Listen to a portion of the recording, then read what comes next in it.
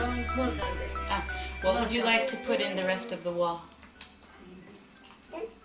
إذا تحبي تحطي على الجدار كمان رست. صعب بجوز عليها صعب بجوز يعني أنا راضي في هذا الشيء بكفيك حطيها العافية.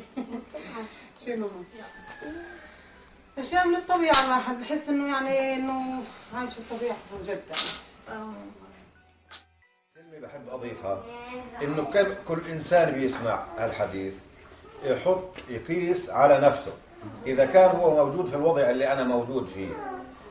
هسا أول شيء أنا ساكن السكنة تبعت انتم شايفين كيف وضعي، بديش أنا أشرح لأنه انتم شايفين 100% الوضع اللي أنا عايشه أو جزء كبير من الوضع تبعي انتم فاهمينه. أنا عايش جوا قفص. باختصار احنا كشعب فلسطيني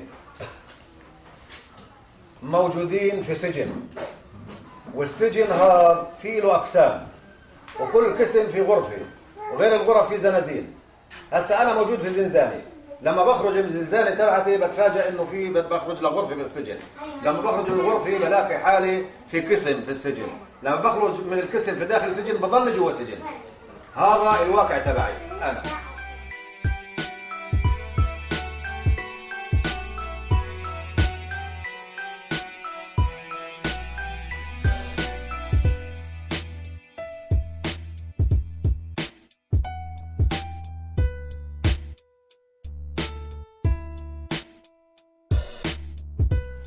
Hani and Munira Amer have been living under Israeli occupation all of their lives.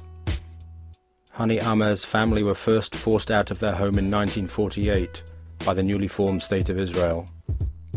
During their flight, Hani's grandfather was killed by the Israeli army. Along with nearly 3/4 of the Palestinian population, the Amer family became refugees in what came to be called Al-Nakba, the catastrophe.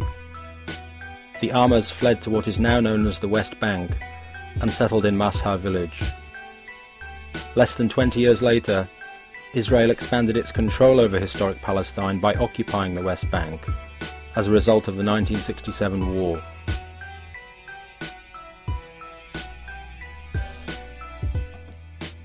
Living under this military occupation, Hani and Munira built their own home in Mashar village in 1972.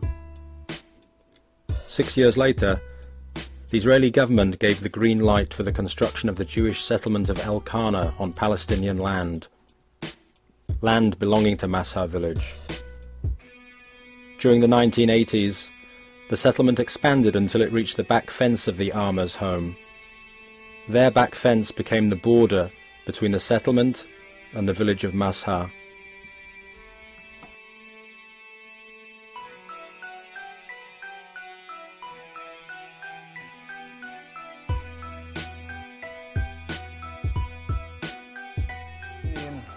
من أول ما صارت المستوطنة أجوا تدريجي، ما جوش مرة واحدة. أول شيء الحكومة الإسرائيلية عملت هناك معسكر جيش.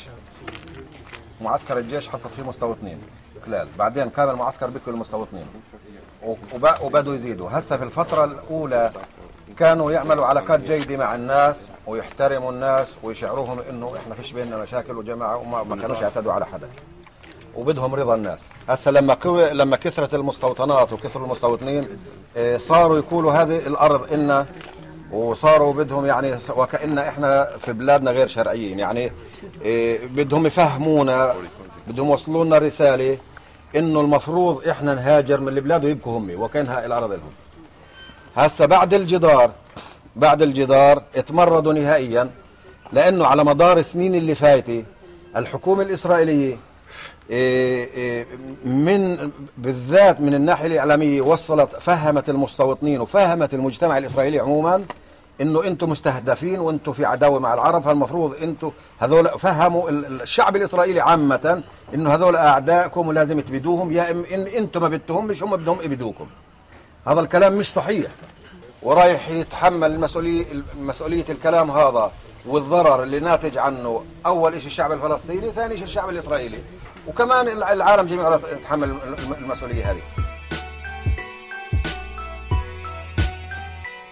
In early 2003, the Israeli military told the armors that their home, the home they had lived in for over 30 years, lay in the path of the so-called separation barrier that Israel was constructing throughout the West Bank. The soldiers gave the armors two choices: leave their home and let it be demolished so that the barrier could be built, or stay in their house and have the barrier built between their home and their village. The armors refused to move. Hani Amr gave the Israeli military a third choice: build the separation barrier between their house and the settlement.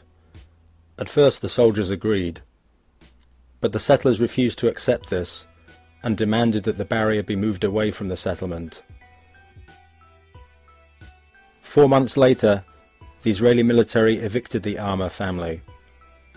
When the Amrs were allowed to return, they found their olive and citrus saplings, grapevines, flowers and decorative trees destroyed, and a military road running in front of their house where their plant nursery used to be. The military then built the separation barrier between the Amrs' home and their village. But instead of erecting a fence as they had done for other sections of the barrier, they built a 25-foot-high concrete wall, 240 feet long, blocking the Amrs' view of their village as their punishment for refusing to move. The Amrs' home is now surrounded on 3 sides by a 12-foot-high steel fence, and on the 4th side by the wall. For the first 7 months after the wall was built, the Amrs could only enter and leave their home when the Israeli military opened the small steel gate at the side of the wall.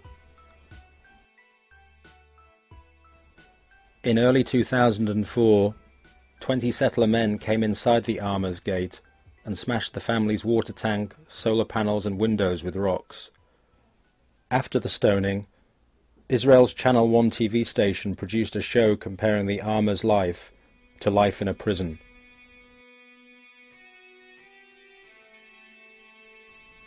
Embarrassed by this coverage, the Israeli military reluctantly gave the Amrs a key to the small gate, 7 months after it had been built. But they threatened the Amrs that the key would be taken back if the family had any more outside visitors.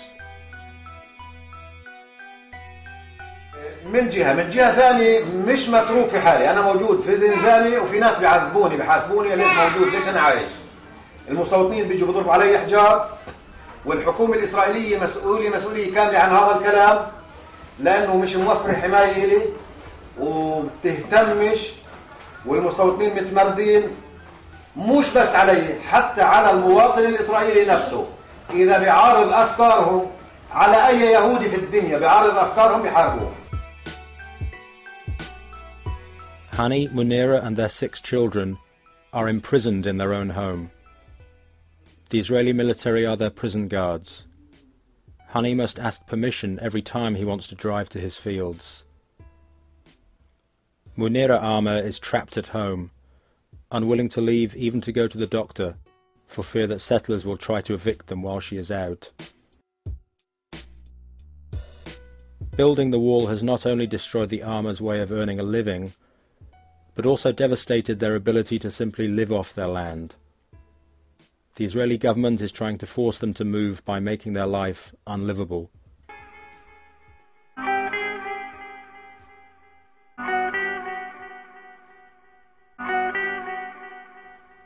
The wall at Massa is a part of the Israeli apartheid wall, a combination of ditches, trenches, roads, razor wire, electronic fences, and in places, concrete walls rising to a height of 25 feet. Under construction since June 2002, the Israeli government claims that it is building the wall in order to protect the security of Israel. But the route of the wall reveals its real purpose. Over 3/4 of the total length of the wall, constructed and projected, lies inside the West Bank.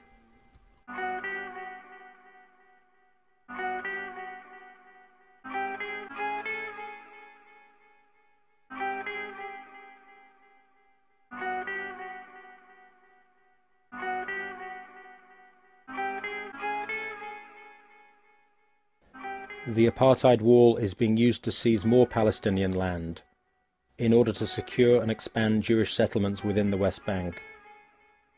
In July 2005 alone, Israel took more land in the West Bank than it surrendered by leaving Gaza.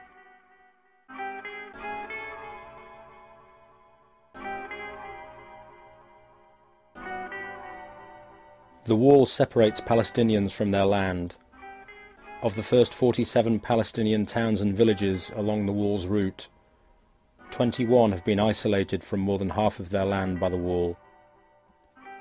Residents of Massa village, including the Armas, lost access to over 90% of their land when the wall was completed there in November 2003.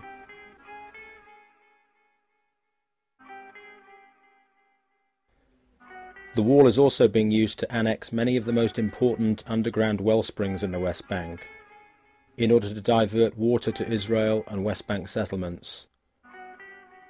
The Israeli military has destroyed more than 1 million olive and fruit trees to make way for the wall.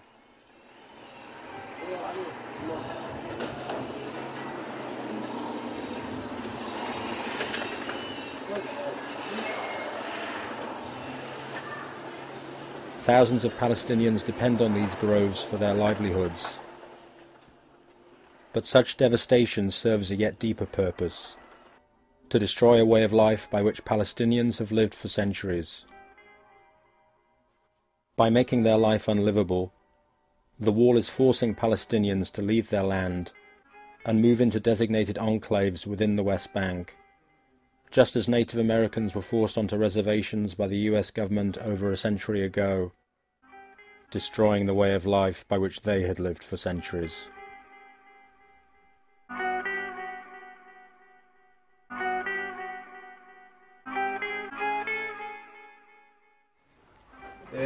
أنا بدي أضيف شيء واحد يوصلوا للشعب الأمريكي إنه إحنا كشعب فلسطيني الصورة اللي وصلتهم عنا صورة سيئة، والسبب لأنه اللي نقلهم الصورة وسائل الإعلام الحكومية والحكومات تبعهم، وبالذات في العالم أقطاب شر اللي هي الحكومة الأمريكية والحكومة البريطانية والحكومة الإسرائيلية، وفي يدور في فلكهم أغلب الحكومات في العالم ومن ضمنها الحكومات العربية.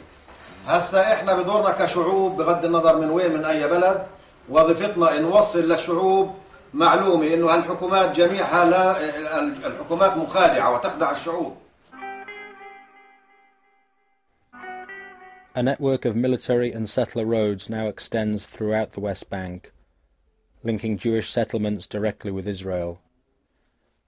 The Israeli human rights group B'Tselem reports that Palestinians are barred from, or have restricted access to, 450 miles of such roads, a system, they say, with clear similarities to South Africa's former apartheid regime.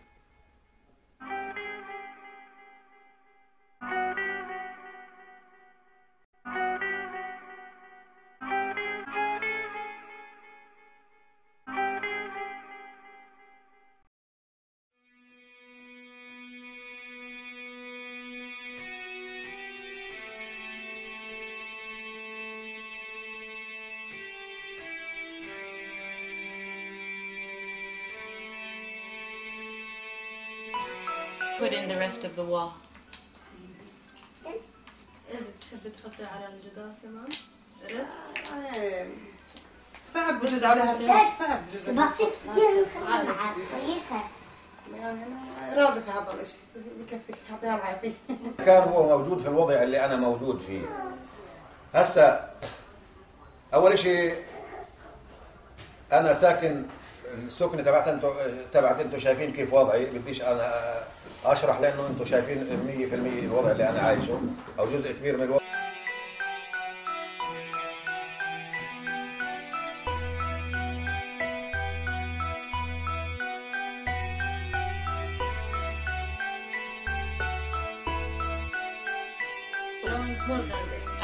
Well, would you like to? شو ماما؟ أشياء من الطبيعة الواحد بحس إنه يعني إنه عايش في الطبيعة جدا. كلمة بحب أضيفها إنه كل إنسان بيسمع هالحديث يقيس على نفسه. إذا